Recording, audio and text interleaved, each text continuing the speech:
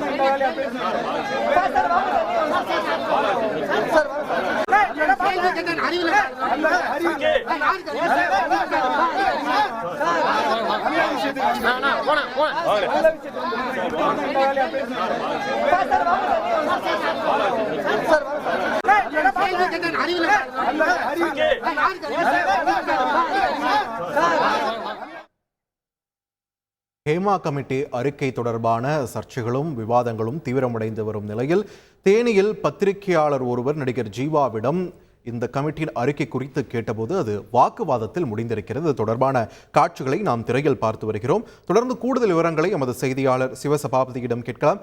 சிவசபாபதி, என்ன நடந்தது? எதனால் நடிகர் ஜீவாவுடன் இந்த வாக்குவாதம் ஏற்பட்டிருக்கிறது? விரிவான தகவல்கள். இன்று தேனியில இருக்கிற ஒரு ஜவுளி கடை திறப்பு விழாவிற்காக தேனி வந்த ஜீவா அந்த ஜவுளி கடையை திறந்து வைத்து அங்கு உள்ளவர்கள் எல்லாத்தையுமே போட்டோ எடுத்து முடித்து வந்த பிறகு பத்திரிகையாளர்கள் கேள்வி கேட்கறதுக்காக ரெடியா இருந்தாங்க. நீங்க எல்லாருமே ரெடியாகுங்க, நான் பதில் சொல்றேன் அப்படின்னு சொன்னவரு இந்த ஹேமா கமிட்டி அறிக்கையை பத்தி, அதாவது இந்த ஹேமா கமிட்டி அறிக்கையை இப்படி குற்றம் சாட்டுறாங்களே, அதுக்கு உங்களுடைய கருத்து என்ன அப்படிங்கிற அங்கிருந்து ஒரு பத்திரிகையாளர் கேட்டார். கேட்கும்போது பாத்தீங்கன்னா இது எனக்கு தெரியாது அப்படிங்கிற மாதிரி அந்த சினிமா தோணியில ஒரு நக்கலாக ஒரு பதில் சொன்னார்னே சொல்லலாம். இதை தொடர்ந்து திரும்ப சொல்லுங்க அப்படின்னு சொல்லிட்டு கேட்டாரு. அப்ப இந்த ஹேமா கமிட்டியில இது ஒரு குற்றம் ஏற்பட்டிருக்கு அப்படின்னு சொன்னதுக்கு இது எனக்கு தெரியாது, இது எல்லா இண்டஸ்ட்ரியிலுமே இருக்கு, இந்த மாதிரி இது எல்லா இண்டஸ்ட்ரியுமே இருக்கு, இங்க ஒரு நல்ல இடத்துக்கு வந்திருக்கோம், இதுக்கு நான் பதில் சொல்லல அப்படிங்கிற மாதிரி போனாரு.